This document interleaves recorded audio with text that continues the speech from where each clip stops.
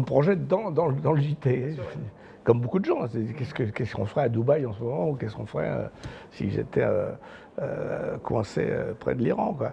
Donc c'est ça qui m'intéresse, quoi. C'est d'essayer de comprendre le monde par l'intérieur. Bonjour, je suis Serge Martin. Je suis désolé, je pensais pas que l'aéroport était aussi grand. S'il vous plaît, monsieur. Mais attendez, pourquoi vous m'emmenez là? C'est lui? Un petit truc, non? Oui, carrément. Mais ça va pas bien, vous êtes des grands malades. Vous êtes Thierry Durand de Solilès.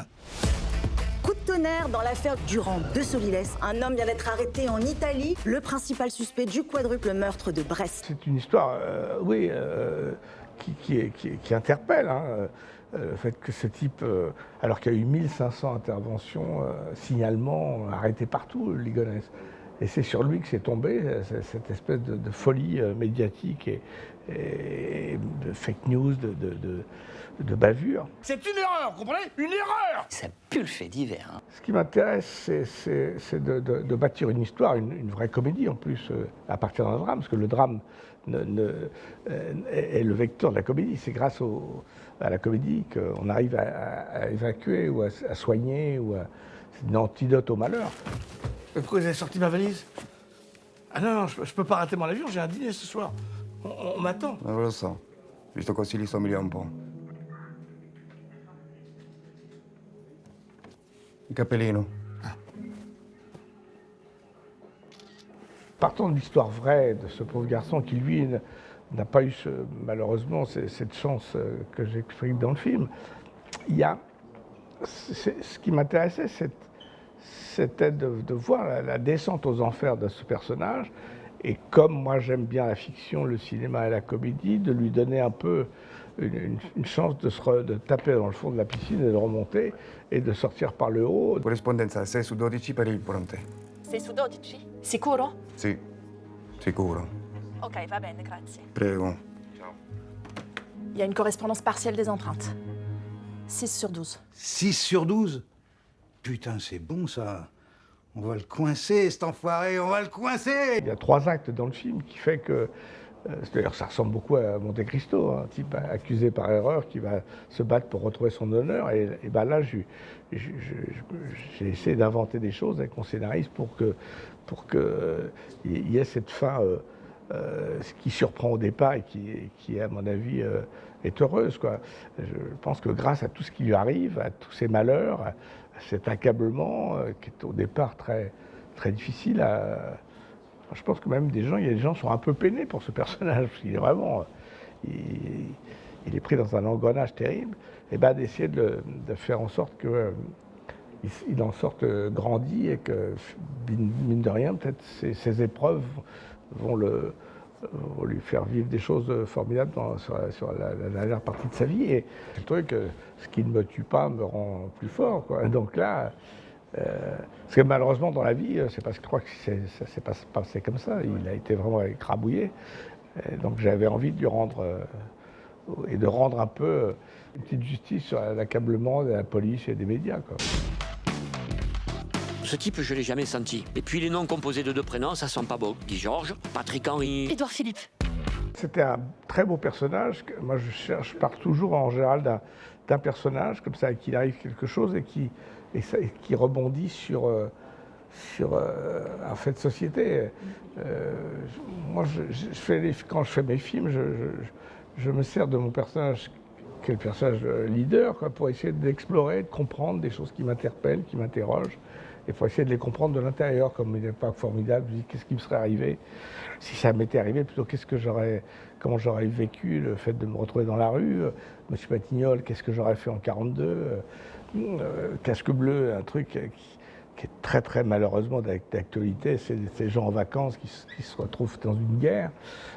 Donc tout ça, c'est un peu comme si je regardais le JT et je me dis putain, je me projette dans le JT. Comme beaucoup de gens, qu'est-ce qu'on ferait à Dubaï en ce moment, ou qu'est-ce qu'on ferait si j'étais coincé près de l'Iran, quoi.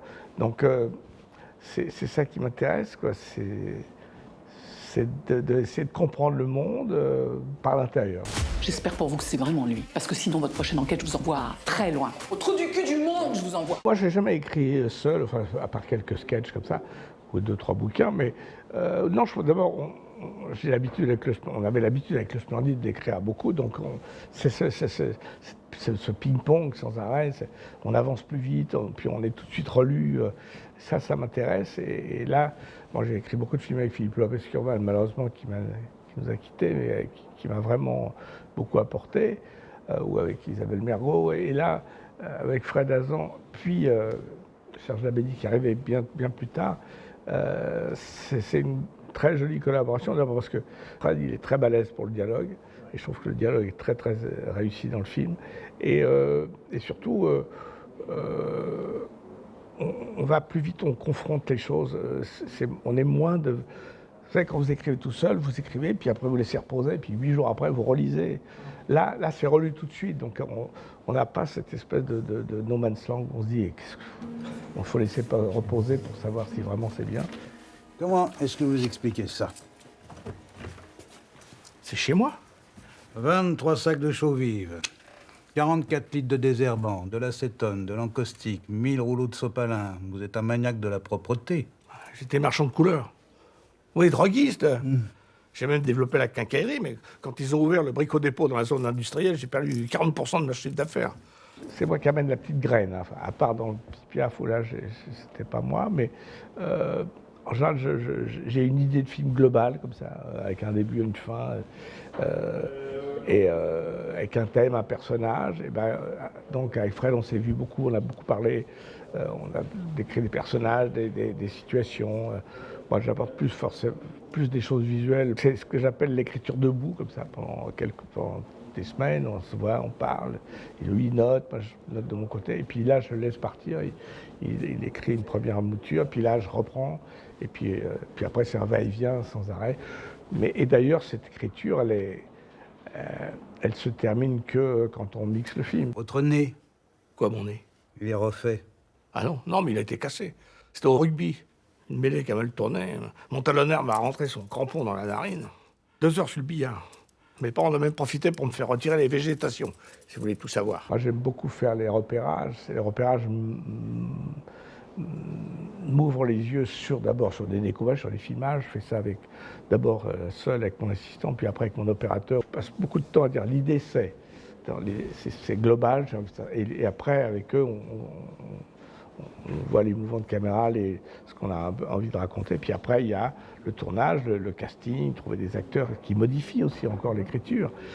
Il y a des ajouts. Sur le tournage, il y a quelques petits ajouts, mais pas énormément, parce qu'on n'a pas le temps vraiment. Puis moi, je trouve ça...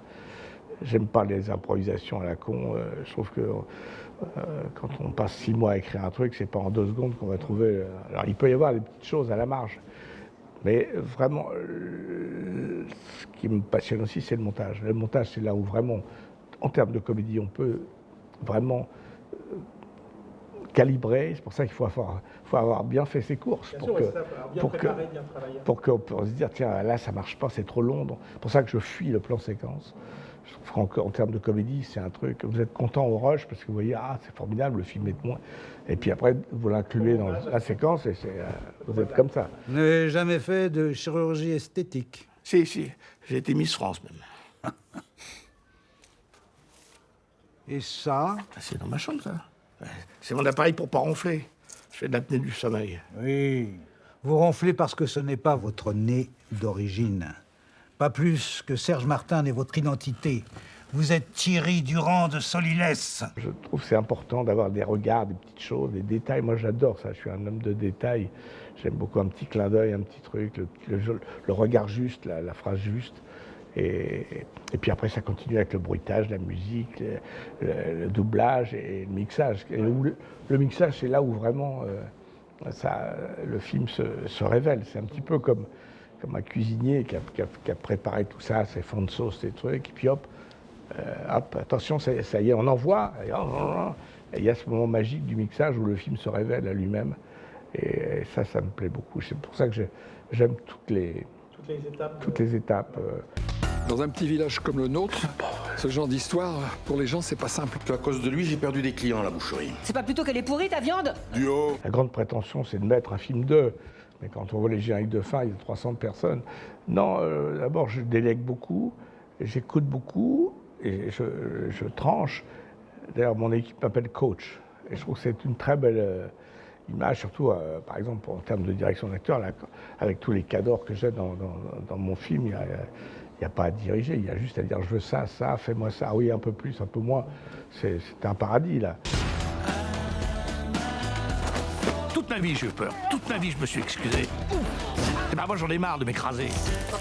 C'est quoi ces conneries là-haut? Intervient aussi mon personnage, qui n'est pas forcément le plus intéressant, même s'il est là tout le temps, mais c'est surtout le plaisir de jouer.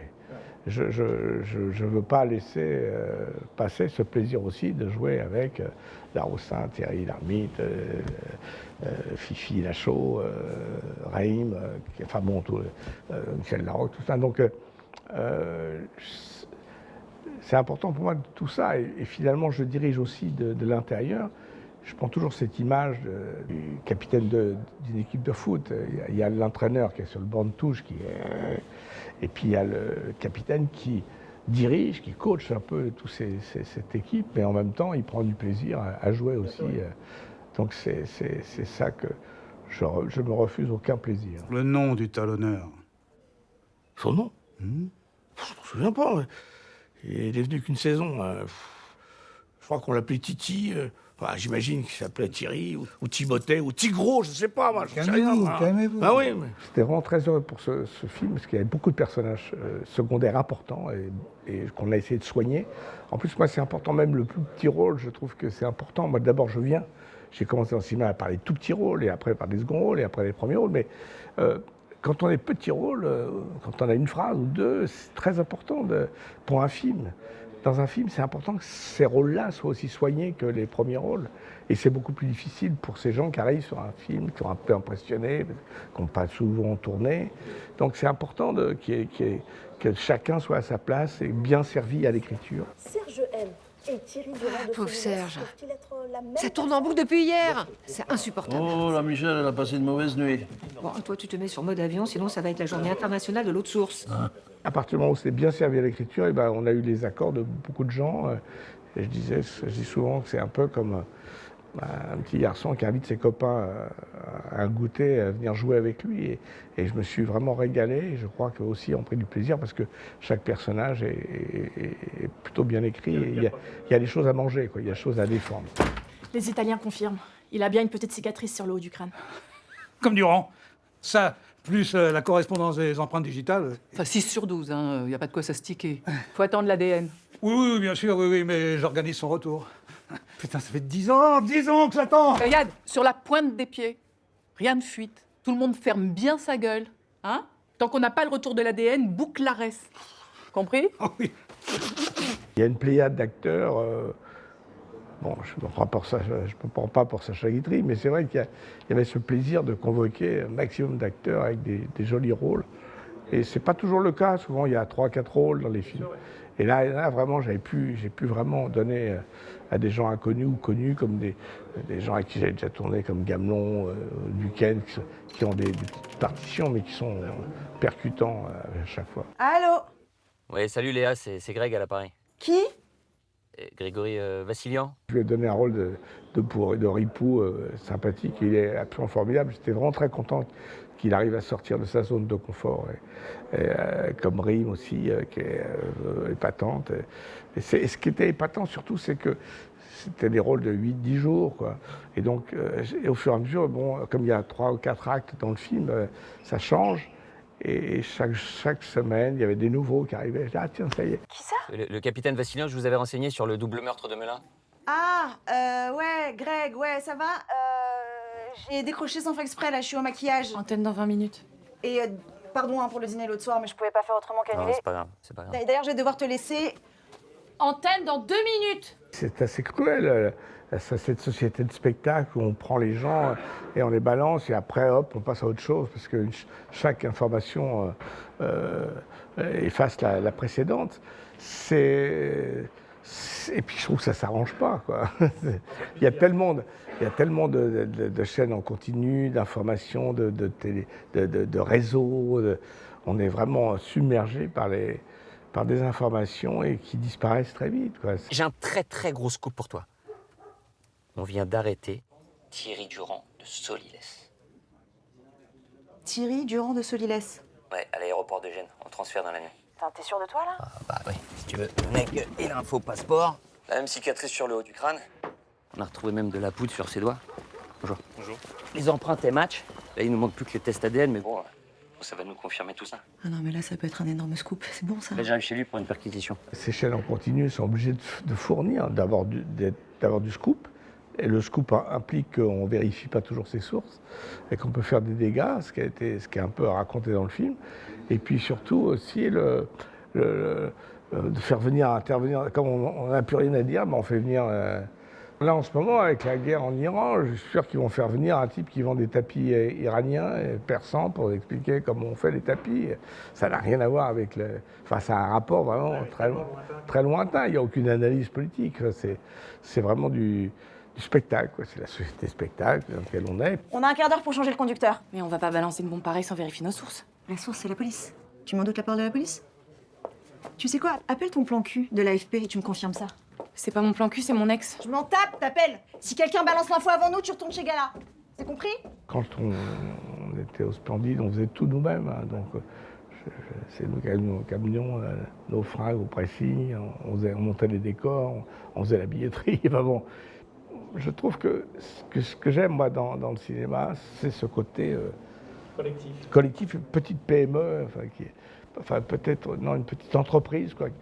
Et c'est encore plus beau quand c'est pas à Paris, parce que d'abord ça génère une meilleure ambiance, parce que les gens sont vraiment en dehors de leurs problèmes personnels, enfin en tout cas assez loin.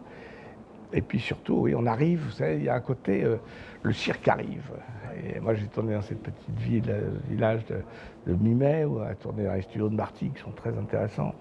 D'un seul coup, les camions arrivent, il y a un bordel, ils sortent des projos, les machines, et les gens qui regardent ça sont... Et moi, j'ai toujours ce même étonnement. C'est magique, ça. Oui, j'aime bien ça, le côté, comme quand on fait une tournée de théâtre, on amène, le cirque arrive en ville, quoi, et c'est assez... Et d'ailleurs, pour les endroits où on tourne, c'est toujours un peu, à la fois magique, et puis... un peu terrible quand ça s'arrête. Avec tout ça, j'ai mon ossobuco qui me reste sur les bras. Non, pas d'inquiétude. Hein. Depuis le temps que je l'attends, je vais te le dévorer, ton ossobuco. Serge, je peux te dire que je suis pas bien. J'aurais pu perdre ma place de maire avec cette connerie.